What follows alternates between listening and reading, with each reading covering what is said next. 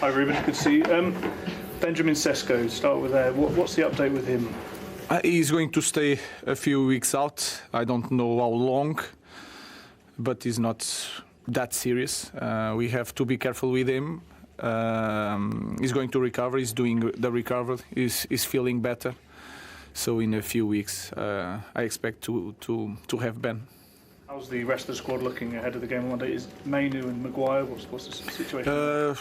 Maguire is not ready. Kobe didn't train today, but I think tomorrow we could see Kobe. So we'll see. Sam? Do you know roughly when Benjamin is going to be back, and will that kind of cut across when Ahmad and Brian go to the African Cup of Nations? I think it's going to be more or less at the same time. I don't want to say for sure, but when they are going to the CAN, I expect to have Ben back. Have you been told yet when those three players will go to? No, we have the rules. When we have to release the players, we will see. We are doing our job to try to maintain the players a little bit longer, but it's not just in our hands.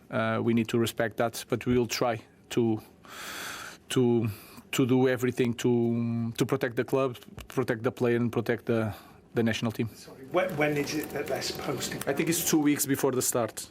So we'll try to arrange something with the federations, but we need to respect their wills in this case. Are you concerned then for that Wolves game that you won't have everyone available? Yeah, it's a concern, but we already knew, and it's an opportunity for other players. We have also the under-21s. We need to send also a message in that time. So we'll see. But of course, it's not ideal because they are so important in our team, and we don't have a long squad. But again, our academy is for these moments, and we'll be ready. You only face 3 top 10 teams in the next 10 games. How much of an opportunity is this run of games for you? It doesn't matter. In our league, it doesn't matter. The table, it doesn't matter. Everything is so tight that is irrelevant. And if you know the history of our team, you never know where is the difficult game. So that is completely relevant in Premier League. Afternoon, Ruben. Saw Lisandro Martinez in training again this morning. Just wonder how close is he to being match fit? And also, I'm just curious, could you see him as an option in midfield potentially going forward?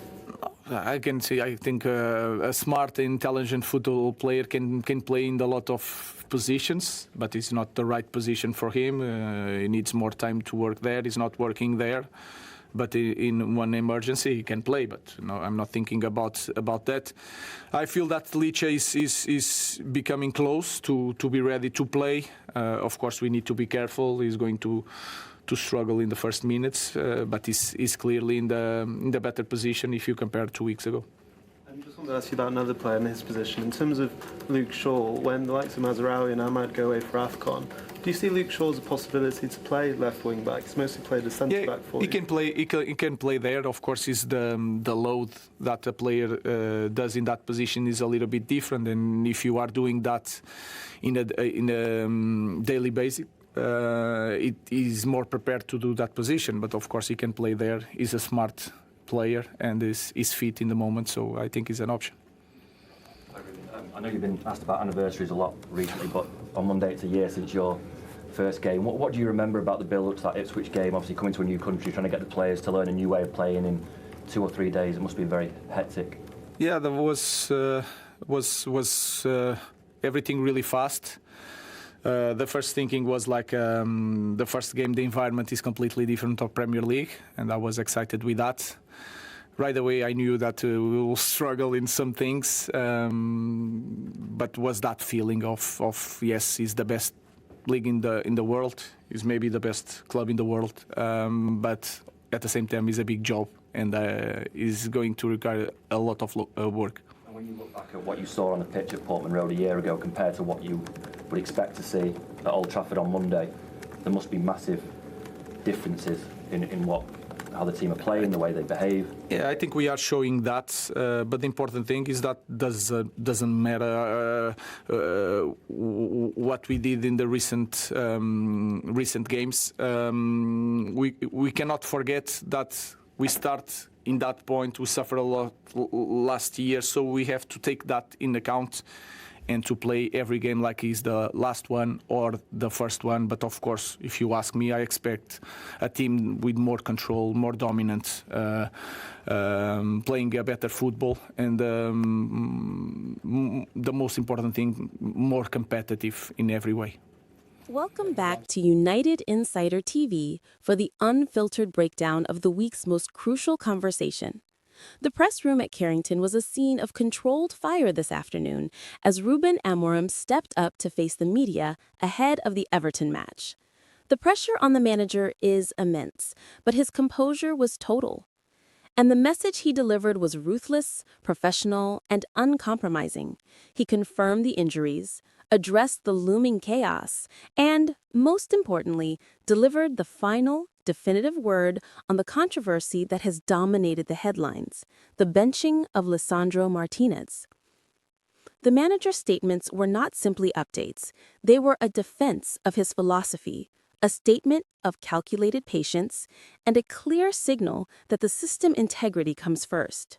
The conference began, as expected, with the questions surrounding the attacking crisis. The loss of Benjamin Sesko and the fragility of the attacking depth is the immediate problem for the Everton clash. The media pushed Amorim on the timeline and his plan to cope without the Slovenian spearhead. The first question focused on the confirmed loss of Benjamin Sesko and the severity of the blow to the attack. Amorim was definitive, but quickly pivoted to a message of unwavering confidence in the players who remain. The situation with Benjamin is unfortunate. He is going to stay out for a few weeks. That is the medical reality. It is not that serious, but we must be careful. We expect him to be back, perhaps, around the same time Brian and Buemo will be leaving for AFCON. This is not ideal, no, but we knew the risks. We knew the schedule. The team must adapt. This club does not use injury as an excuse. We have players here who are more than capable. Matheus Cunha is one of the best pressers in the league. He gives us energy. He gives us intensity. This is his moment to prove why he belongs leading the line. We will not change the structure. We will change the profile of attack. The confidence in the players who are available is absolute. The atmosphere in the room immediately shifted as the most controversial topic was broached, the benching of the World Cup winner Lisandro Martinez. The media, fueled by the speculation of the last 48 hours, pushed hard on the decision to leave the Warrior on the sidelines after 9 months of grueling recovery. The next line of questioning addressed the shocking decision to keep a fit, available Lisandro Martinez out of the starting XI, an act many are labeling a strategic blunder. Amorim's response was a masterclass in professional deflection, prioritizing the long game over emotional appeal. I know what you are all writing. I know the headlines that you desire. But football is not just about what is popular. Lisandro is getting very close. He is an intelligent player. He's a warrior. And yes, he wants to play this match. He has sent his message. I hear it every day in training. The desire is immense. But my job is not to listen to emotion. My job is to protect the player and the club. 9 months is a long time. Against an Everton team that thrives on physicality, on duels, on set pieces, we need every player at 100%, both physically and mentally. We need to be careful. He is going to struggle in the first minutes. That is a fact of serious injury. He is in a better place now, but we will ease him back into action. The integrity of the long-term project must come before one game. The journalists pressed on the perceived slight against Martinez, specifically asking why Luke Shaw appeared to be the untouchable defender, despite the Argentine being the superior center-back in many fans' eyes. Amorim seized the opportunity to defend his tactical structure, emphasizing the unique, irreplaceable nature of Shaw's role. Amorim was asked directly about the tactical role of Luke Shaw, forcing the manager to explain why the defender is so essential in the 3-4-1-2-1 formation, effectively justifying why Shaw is occupying the spot Martinez would normally take. Luke Shaw is a smart, intelligent football player. The position he is playing in the back three, the LCB, is not a traditional center-back position in our system. It requires unique things. The load that a player does in that position is different. He has the ability to shift quickly and provide cover for the wingback, but also to build the play aggressively. Lisandro, he is a phenomenal center-back. That is his position. I do not see Lisandro as a midfielder, for example, even though he is intelligent. Luke Shaw provides the specific balance we need right now. We do not change the structure of the defense when we are unbeaten. We use the players who give the system the best chance to win. That is why the defense must remain stable. Lisandro will play. He will play a lot, but he will play when he is completely ready to guarantee the system works without risk. This is the only professional way. The focus then shifted to the opposition and the immediate tactical threat posed by David Moyes' Everton side, who Amorim clearly respects as a disciplined, frustrating opponent.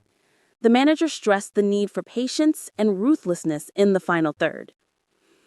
With the benching of Martinez justified, the manager turned his attention to the tactical challenge posed by Everton. He referenced the history of the club and warned against complacency despite the 5-match unbeaten run. In our league, the table doesn't matter. It is irrelevant who you play against. If you know the history of this club, you never know when it will be a difficult game. Everton under David Moyes will be organized. They will be physical. They will be aggressive in the midfield. They will make it difficult for us to create space in the final third. They will play on the low block. We need to be dominant. We need to be more controlled. We need to play better football, but we need to be competitive in every way. We must have patience. We cannot panic if the first chance takes 30 minutes. The responsibility for breaking down this block lies with the whole team, and we must be ruthless with the chances we create. MRM then addressed the looming threat of the Africa Cup of Nations and the potential player exodus in January, which will compound the current injury crisis. He revealed the club's strategy for mitigating the disaster. The final questions centered on the Africa Cup of Nations, a massive logistical problem that will see the departure of players like Bryan Mbeumo and Amad Diallo. MRM confirmed the club is fighting the inevitable. It is a concern, of course. We have rules when we have to release the players. They should leave 2 weeks before the tournament starts. Bryan and Amad are so important in our team, but we are doing our job. We are trying to negotiate with the federations to maintain the players a little longer. This is not in our hands, but we will try to do everything to protect the club, protect the players, and protect the national teams. When they leave, there will be an opportunity for other players, perhaps from the under-21s. We will see. We knew this was coming. We are prepared to use the whole squad. And as I said, when Bryan leaves, we expect to have Benjamin Sesko back. That is the light we look towards. The pre-match conference ended with a clear summation of Ruben Amorim's thinking. The decision to bench Lisandro Martinez is not an insult. It is a declaration of strategic patience. The manager is prioritizing the integrity of the unbeaten system and the long-term health of his warrior, even at the cost of short-term headlines. The message from Carrington is clear. Amorim trusts the system, he trusts Luke Shaw, and he trusts that Martinez will return better, stronger, and more lethal when the time is right. The unbeaten test against Everton is now officially underway.